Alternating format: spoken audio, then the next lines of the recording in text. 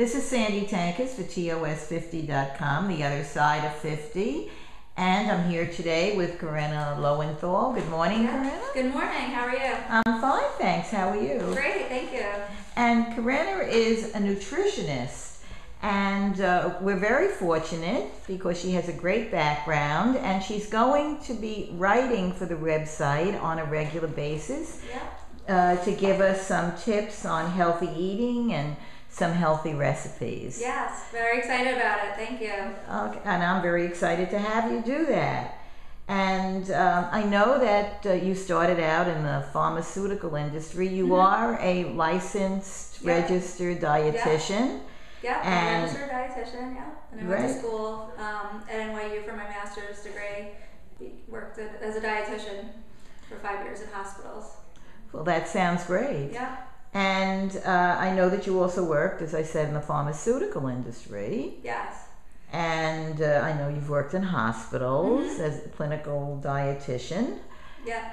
And now you're working in a doctor's office and you have a private practice. So maybe you can tell us why the change in career, sort of, why the change from the hospitals to the doctor's office. Yeah, well, there's been a couple career changes. I started out working in the hospitals and working with very sick patients, and really was trying to help them, be healthier and stay out of the hospital. But then eventually I left that because I wanted to be on the other side of it. I wanted to promote people staying healthy before they would get into the hospital. And that was really why I left the hospital, to get into the pharmaceutical industry. And originally I was selling a weight loss product. So anyway, things change though as life goes on, and I changed different jobs in the pharmaceutical field, and then eventually I got into selling insulin, which for diabetes. And that, after doing that for a couple months to a year, I realized I really want to get back into nutrition and help people lose weight and prevent diabetes. And why do you think so many more people have diabetes these days?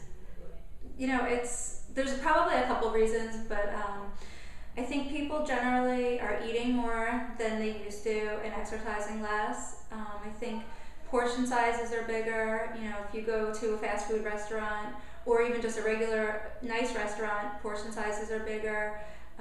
It's sometimes economically more feasible to get something that's unhealthy rather than get a healthy salad or vegetables or something really healthy. Well, are there some simple things that people can do to change their diets to make their lives healthier?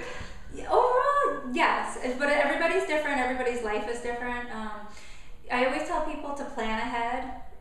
When you leave your house in the morning, if you're going to be going out to dinner that night, maybe look ahead and look at the menu and see what type of choices are going to be on the menu. Make sure that there's going to be something healthy for you to eat there. Also to plan your snacks and your meals ahead. So maybe you'll bring your lunch that day, so you have a healthy meal, so you don't have to have two unhealthy meals that day or less healthy meals. That's one thing. Also, on the weekends, if you have 2 or 3 hours on a Saturday or Sunday, to cook meals that you'll have for the week, something nice and healthy, high in fiber and vegetables. And are there simple exercises that people can do on an everyday basis to? Walking is a great exercise. I mean, everybody walks. I live in New York City, and everybody walks to get from place from A to B. But especially people that live in the suburbs and they're driving more, if they could just get out of their car and walk a couple extra blocks, or when they get home from wherever they're going, walk a couple of blocks, or after they eat one of their meals, that's good. And then also really simple things, if you're sitting and watching TV, to do some leg lifts, or pick up something heavy and do some arm lifts or something. Hold in your stomach when you're sitting, or put your shoulders back and have good posture. That's simple things. Also, when you're waiting in line, at the supermarket, I don't know, it may be silly, but it's just the simplest little things that you could do. They all add up, all the calories and muscles that you're using, it all adds up. So I know that you work in a doctor's office and seeing diabetic patients. Yes. And you do diets for them? Is that what you're doing? Yeah, I counsel patients on foods, healthy foods to add to their diet, foods that they should probably limit or reduce. And then also how many calories they need to take in and how to balance balance it out throughout the day. That's great. And I know that you also have a private practice where you see people on your own. Yep, which I love it. It's great. And there too, you're seeing primarily diabetic patients, is that it? Or? It's a lot more weight loss, maybe like high cholesterol and high blood pressure type of things.